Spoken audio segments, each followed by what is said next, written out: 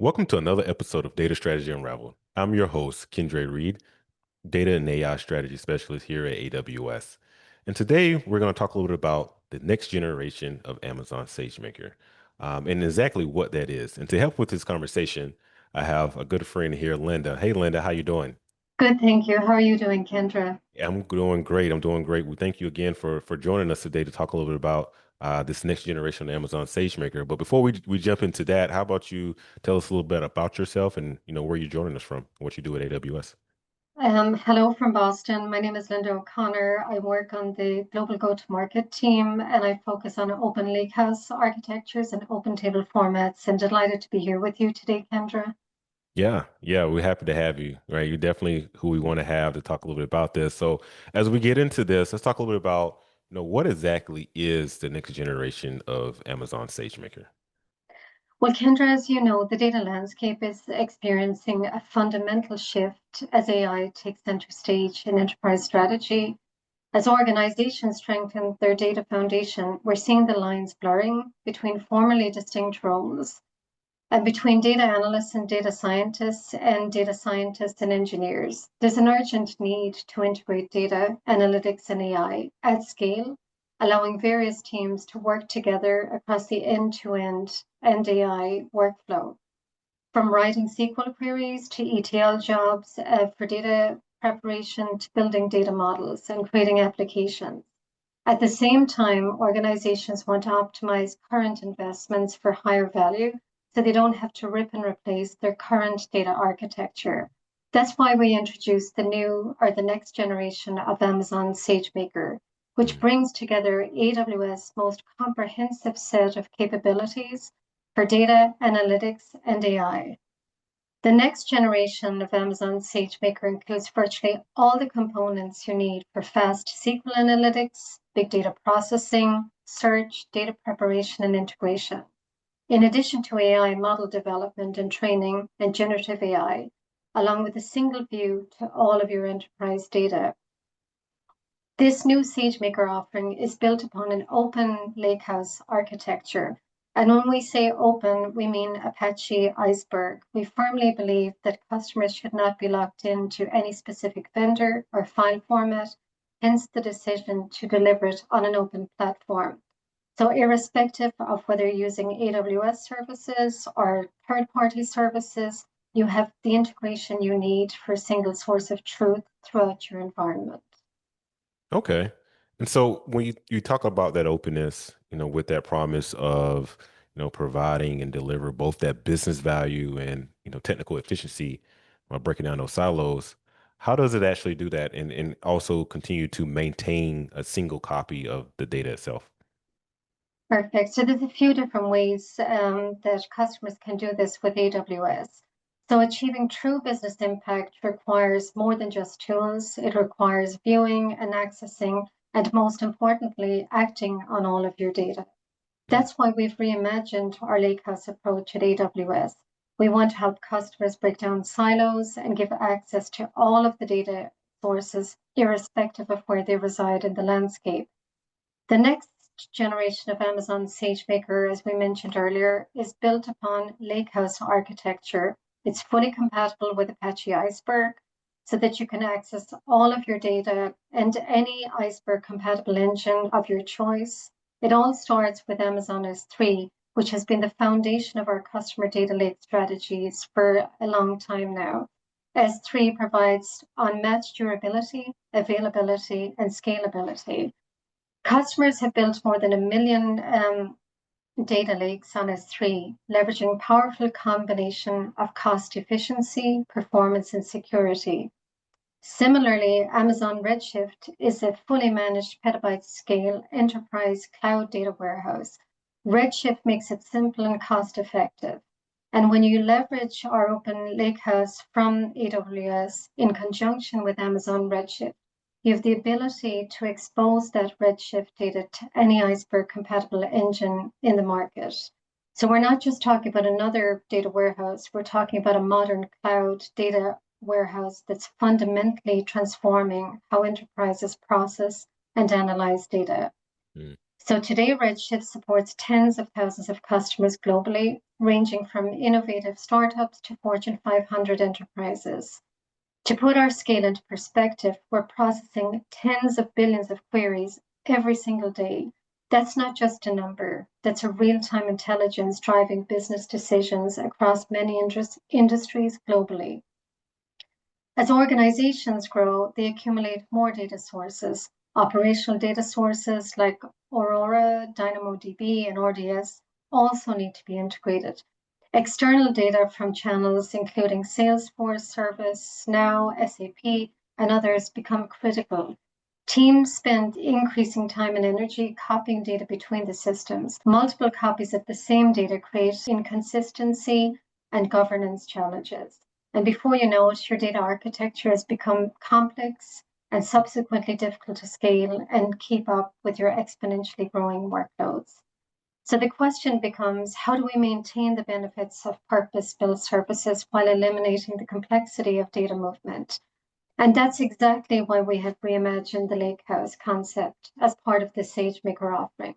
We built a lakehouse that brings together data from data lakes, data warehouses. It incorporates third-party data, operational data, enterprise data through Zero-ETL integrations to enable direct data movement between systems where we at AWS manage complex pipelines. We didn't stop there. We added federated query connectors and AWS Glue connectors to tap into on-premises and third-party applications, so letting you query your data in place. With Amazon SageMaker, you can build an open lakehouse architecture on your existing data investments through non-disruptive innovation. Okay. And for those that are watching, if you're kind of getting a little confused in between the difference between a data warehouse, the lake house, a data lake, we have a video on that we did previously, and we'll be sure to put that into the description as well. But as we continue with this conversation, Linda, you mentioned a lot about Apache Iceberg. Can you talk a little bit about what that is and how Iceberg, that compatibility in the lake house enables both not just a technical flexibility, but that business agility as well when you're thinking about the different tools and engines that customers are working with? Absolutely. So if you look at the evolution of the data lake in the market, essentially we went from having data lakes to customers building transactional data lakes. And when we talk about transactional data lakes, we talk about capabilities like asset compliance, time travel, change data capture. And the method by which you take a conventional data lake and transform it into a transactional data lake is by means of an open table format. At AWS, we support all open formats in the market, that is Apache Iceberg, Hoodie, and Delta. With respect to our open lakehouse architecture, we specifically have built this upon Apache Iceberg. Apache Iceberg is an open table format, as I mentioned. It brings together data warehousing capabilities to data lakes so that customers can access data in both their data warehouse and data lake from a single interface without movement of data. The other part of Apache Iceberg that we need to consider is the Apache REST API. So that is the layer that essentially manages the interoperability between data warehouses and data lakes, between AWS data and non-AWS data. So the Lakehouse architecture also makes it possible for customers to use any of the data in their Lakehouse with any Apache Iceberg compatible compute engine. So we want to give customers the flexibility to choose either the most performant processing engine or the most cost effective. And we do that by means of the Apache Iceberg REST API. So essentially any data, including third party, can work with any engine if they leverage the same open table format and leverage Apache REST API. So the outcome of this is that it enables business agility by providing flexibility around data management capabilities, which allow organizations to adapt more rapidly without costly interruptions. Its schema evolution feature lets teams modify table structures dynamically, supporting quick changes in business requirements, while at the same you have the capabilities around time travel, version control, etc. So definitely it's one of the major decisions we made at AWS is to ensure customers really feel that they have openness, flexibility, and choice by standardizing on this open table format. Yeah, and that openness is a lot of, I know that is what a lot of customers are looking for, especially when I'm working with them. And a lot of them are not aware of that REST API component of Apache Iceberg. And so I think that's really a critical differentiator there when it comes to how we're thinking about that. Um, One of the other pieces is at AWS, security is job zero, right? And so when you're thinking about the security aspect, how does security and the governance capabilities in the Lakehouse help customers balance that data accessibility while keeping compliance? So, as you mentioned, Kendra, we're very proud and hold ourselves to very high standards at Mhm. AWS with respect to security. So, specifically on the Lakehouse architecture, we leverage fine-grained access controls, and that helps customers balance data accessibility and compliance by allowing precise, granular permissions that restrict data access based on specific attributes like their user role within the company, data sensitivity, and definitely around regulatory requirements. So, this approach enables organizations to implement the principle of least privileged access, ensuring that employees only access the exact data set for which their job functions require. And we enable companies to maintain strict security boundaries with these fine-grained access controls. So when we provide detailed row level, cell level, and attribute-based controls, companies can protect sensitive information. They can meet regulatory requirements like GDPR or HIPAA and create a more secure and transparent data environment that supports both operational efficiency and data governance. Yeah, that's really critical for what customers are looking to do.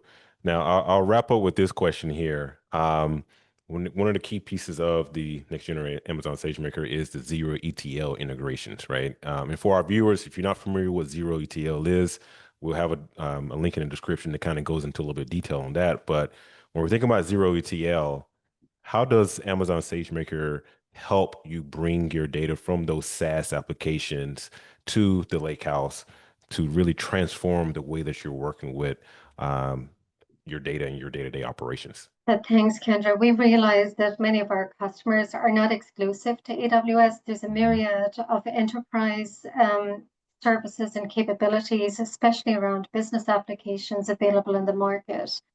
So with the new Amazon SageMaker, we make it easy for customers to bring in data from SaaS applications, including SAP, Salesforce, ServiceNow, into the Lakehouse using zero ETL integration.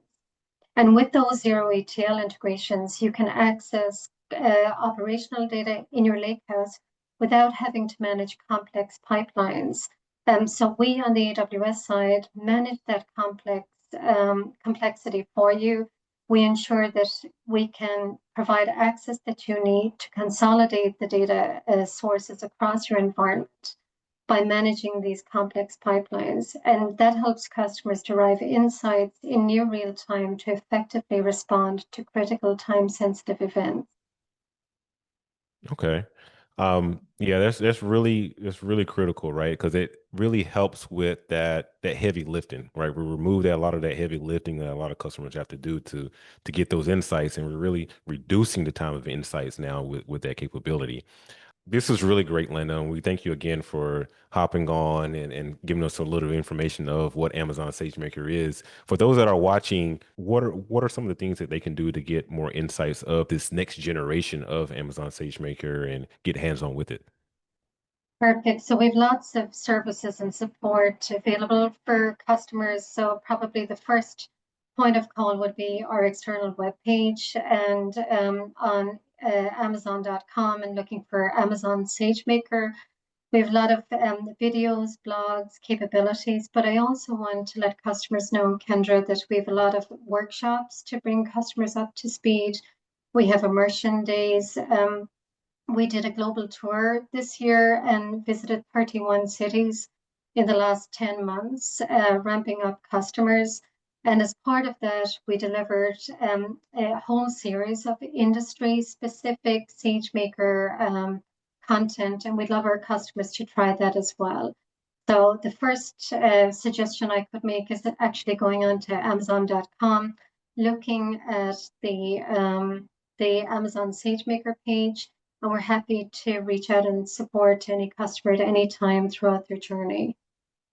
Yeah, and those industry specific workshops that are really great. I took a look at those as well. So we'll be sure to put all that information in the video description as well. So you as a viewer that's watching this can take a look at it as well. Thank you again for Linda for taking the time to join us today. And thank you to our viewers as well for joining and watching this episode of Data Strategy Unravel. We'll see you all again in the next episode. Thank you.